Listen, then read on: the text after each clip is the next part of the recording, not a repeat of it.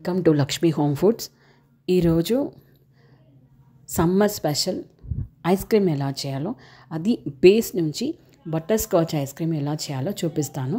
అందుకు 1 కప్పు పాలు, పావు కప్పు షుగర్, పావు టీ స్పూన్ కార్న్ఫ్లోర్,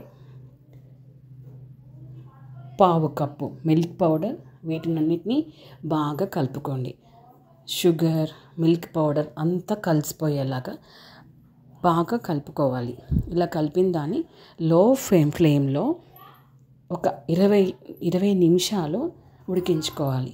ఇలా కలుపుతూనే ఉండాలండి. కలపకపోతే అడుగంటేస్తుంది. అడుగంటితే ఐస్ క్రీమ్ స్మెల్ వస్తుంది. ఇలా కలుపుతూ మీగడలాగా ఫామ్ అవుతుంది. కోవా టెక్స్చర్ వచ్చే వరకు, అంటే కోవాలాగా గట్టిగా అవుతుందండి. అలా మనం కలుపుకుంటూ ఆ టెక్స్చర్ వచ్చేంత వరకు కలపాలి. చూడండి, ఇలా చూపిస్తున్నట్టు కలిపి ఇలా గట్టి టెక్స్చర్ వచ్చిన తర్వాత స్టవ్ని ఆఫ్ చేసి ఈ మిశ్రమాన్ని చల్లార్చుకోవాలి.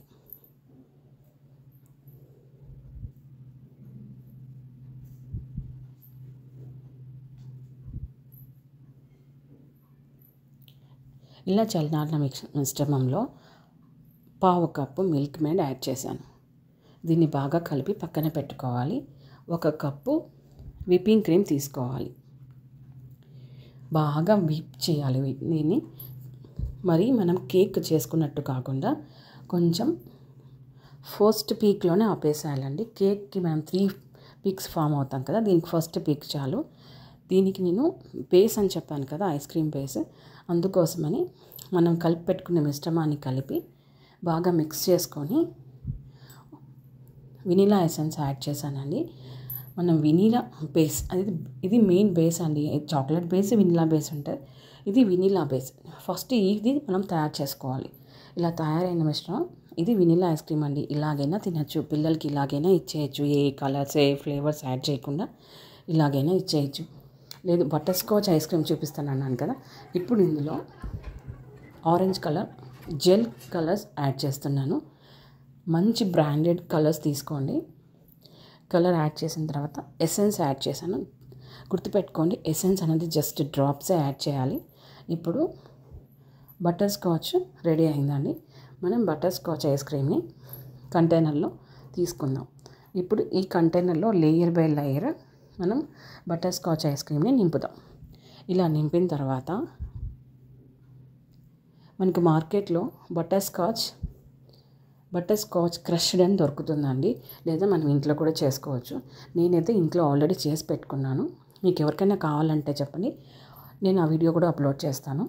ఇది చాలా సింపుల్ అండి. షుగర్ని డిసాల్వ్ చేసి ఆ షుగర్ సిరప్ని కొంచెం ప్లేట్లో వేసుకొని మనం అలా కొద్దిసేపు తర్వాత గట్టి పడుతుంది, దాన్ని బ్రేక్ చేసుకొని క్రష్ చేసి ఇలా వేసుకోవడమే. చాలా సింపుల్ అండి. సో ఇలా లేయర్ బై లేయర్ వేసుకోండి. టేస్ట్ చాలా బాగుంటుందండి. మీరు ఒక్కసారి ట్రై చేశారంటే అస్సలు బయట కొనరండి. బయట ఎన్నో ప్రిజర్వేటివ్స్ యాడ్ చేస్తారు. సిఎంసీలు ఎన్నో యాడ్ చేస్తారండి.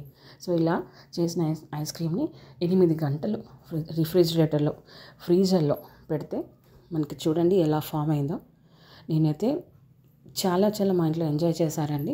మీరు ట్రై చేసుకున్నారంటే అసలు బయట టేస్ట్కి హాసమ్గా ఉంటుందండి. సూపర్ టేస్ట్ ఉంటుంది. ఒక్కసారి ట్రై చేయండి.